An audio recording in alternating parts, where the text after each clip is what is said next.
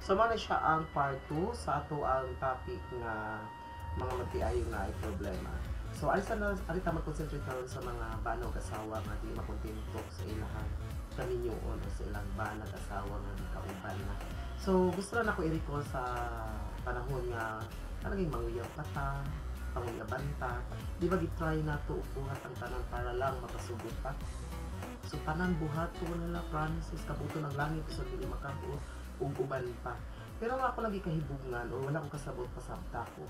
Nga naman, igabot sa punto nga magtiayo na mo, human na nakasal na may mga anak, anong magka-problema naman hinuon ni uban natong mga kahigalaan. Ano sa? Kangot-ngot ba? Di ba? Imagine ni mo, kung sa may di ay nahitabo sa dihang nag-uban mo, ang imong asawa ni imong lalaki, o ang lalaki na imo na ang babae, muna nangita ng ublani. Kasi kung sa sitong problema, alam niyo kung mga nahitabo. Wala, no? So, kailangan siguro atong naunahon ba? Kung nakalisudan ang relasyon, kailangan hindi lang atong dugan ng panahon. I-double check na ito. Kaling natanghan na bang akong kaubanon o kaling bayana bang akong kaubanon sa tibok ng pinabuhi ito sa halitod. Mas mauna pagiging siya. Hindi kapataka na nagpasimag naman. At the end of the day, ato lang sila makasakitan na tinaan mga bata. So, nga nang kinahanglanan pa magiging na siya buhaton, guys. Ano kinahanglan siya mamita o problema nga pwede naman dili. No? Para di matamutanaw sa mga lain ng mga modelo ng mga pamilya nga from the beginning, di ba nila kayo naon na sa diyan pa sila, nangyayari sila, ang tunatiguang sila nagkawagdayhan sa paghihapon. Anong gusto magyud ninyo nga na ay masakitan o na ay maghina? Anong gusto magyud ninyo nga na ay mawagtang o na ay makuwangan? Anong kinanglanon magyud nga gubuton ang kinabuhi simple raman kaayo mo ni wala akong kasabot kasabta ko okay na promises niabot ta sa simbahan no?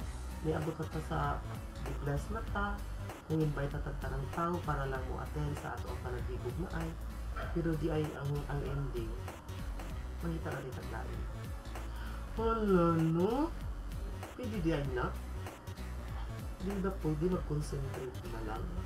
Diba? Yung bitaw nila nga, hindi mo sabi ito, pwede hinuon excuse ang sa kaso niya. Itintal manguko niya. Adi ninyo, wala man dyan mamalintan kung may magpapilitan. Huwag yun ibukan yung sinuna. Kung nasa yung nuna inyong banaw kasawa, nga na nang banaw yung kasawa, hindi mo pwede pa, na may pa makipag-involve or makipag-involve laing tao. Hindi ko na siya nakikita. Ayaw ninyo mo ang rason or excuse ang ingon nga na namanggot ang pagkaon dilawag na mo na no di majud kanon dili gyapon siya pwedeng kanon kung dili jud kagalakan kaya ang paborito nimo na sa balay gawat niyo ana lang kasimple mo wala ko sa pasakta. Daghang salamat, ayaw kalimot subscribe, like and share, and then kita ta sa ikatulong na itong part ang third party. Agoy, sakit